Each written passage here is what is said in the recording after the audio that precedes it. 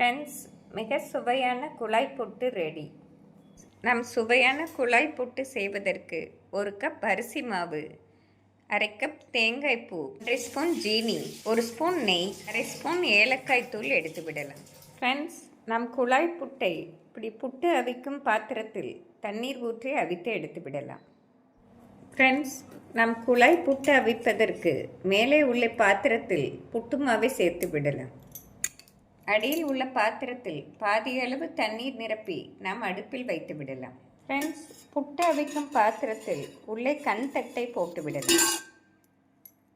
நம் கண் தட்டு மீது முதலில் மாவை சேர்த்து விட வேண்டும். பின் தேங்காய் பூவை சேர்க்க வேண்டும்.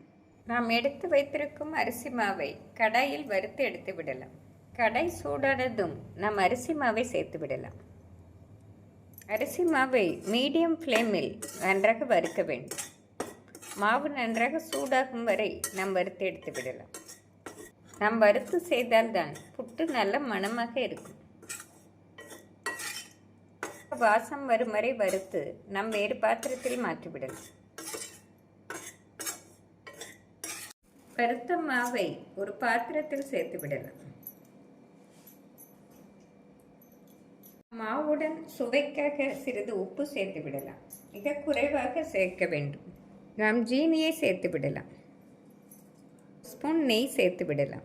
நாம் நெய் சேர்த்து புட்டு செய்வதால் நல்ல சுவையாக இருக்கும். ஏலக்காய் தூள் சேர்த்து விடலாம். ஃப்ரெண்ட்ஸ், இவை அனைத்தையும் நன்றாக மிக்ஸ் செய்து நாம் சிறிது சிறிதாக தண்ணீர் தெளித்து பிசைந்து விடலாம். நாம் தண்ணீர் தெளித்து புட்டு மாவை பிசைய வேண்டும். ஃப்ரெண்ட்ஸ், இந்த அளவு பதம் சரியாக வரும். நாம் அரிசி மாவை இப்படி கைகளினால் பிடித்தோம் என்றால் இப்படி பிடிக்க வந்தால் சரியான பதமாக இருக்கும். நாம் மீண்டும் உதுத்து விட்டோம் என்றால் நன்றாக உதிர்ந்து வந்துவிடும். இந்த பதம்தான் சரியான பதமாக இருக்கும். இந்த அளவு பிசைந்தோம் என்றால் சரியான பதமாக இருக்கும். புட்டு மாவு அருமையாக ரெடி.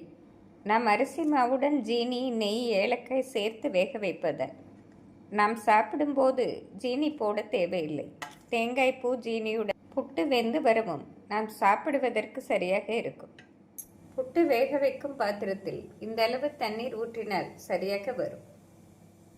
புட்டு வேக வைக்கும் குழாயில் 2 கரண்டி மாவை சேர்த்து விடலாம். நாம் முதலில் அரிசி மாவை சேர்த்த பின் தேங்காய் பூ சேர்க்க வேண்டும். இந்த அளவு அரிசி மாவு சேர்த்த பின் 2 ஸ்பூன் தேங்காய் பூ சேர்த்து விடலாம்.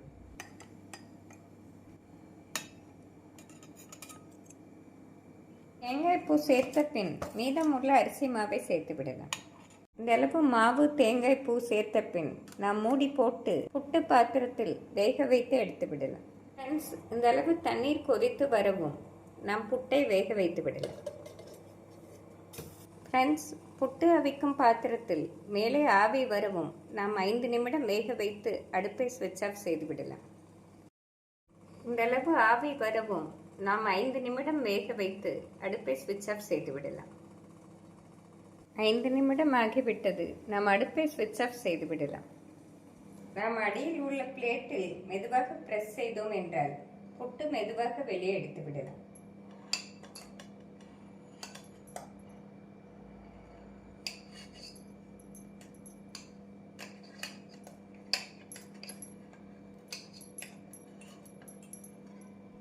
ஃப்ரெண்ட்ஸ், மிக சுவையான குழாய் புட்டு ரெடி. நம் ஜீனி, ஏலக்காய் போட்டு செய்ததால் நாம் அப்படியே இதை சர்வ் செய்து விடலாம்.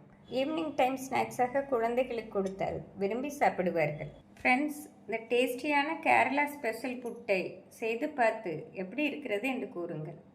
Thank you friends.